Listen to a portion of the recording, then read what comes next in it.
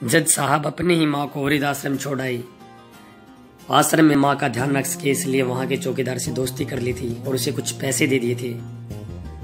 चौकीदार के पूछने पर जज साहब ने चौकीदार को अपने दिल की बात आंखों में आंसुओं के साथ बता दी कि घर में पत्नी है जो माँ के साथ बदतमीजी से पेश आती है, और पत्नी के कहने पर दोनों बच्चों ने माँ से बात करनी ही बंद कर दी।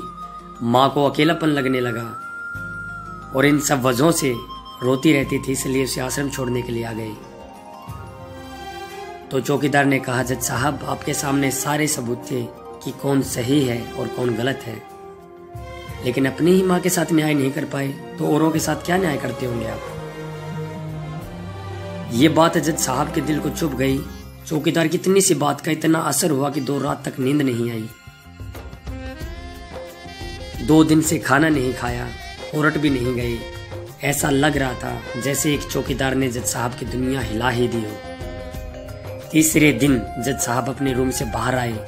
पत्नी और बच्चे खाना लेकर इसी इंतजार में खड़े थे कि जज साहब कब खाना खाएंगे। अभी जज साहब ने एक कागज पत्नी को और 2 अलग अलग कागज अपने बच्चों के हाथ में थपा दिए। कागज की एक लाइन पढ़ी तो पत्नी के हाथों से थाली गिर गई। उस पर लिखा था कि मैं तुम्हें तलाक दे रहा हूं,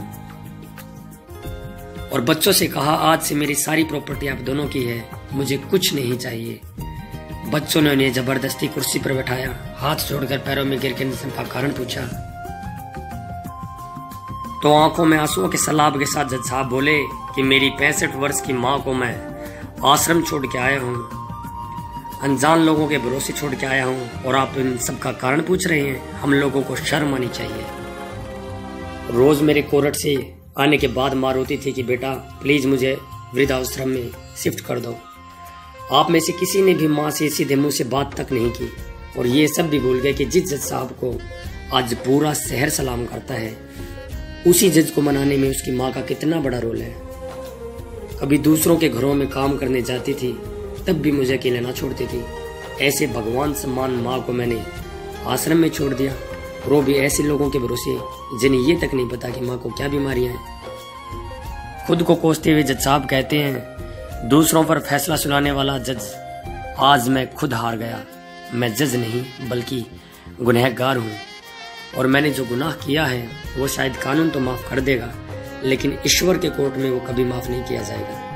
ये कहते हुए जज साहब बोले कि अब मैं अपने पापों का प्रायश्चित करने जा रहा हूँ। मैंने अपना सब कुछ आप लोगों को सौंप दिया है, और अब माँ के साथ आश्रम में रहूंगा और उनकी सेवा करूंगा। पत्नी से जज साहब ने कहा कि याद रखना, आज तुमने उस माँ को आश्रम भिजवाया है, तुम भी एक माँ हो, कल तुम्हें भी कोई आश्रम भेजेगी, तब तुम्हें मेरे इन शब्दों का अर्थ सही मायने में समझ आएगा।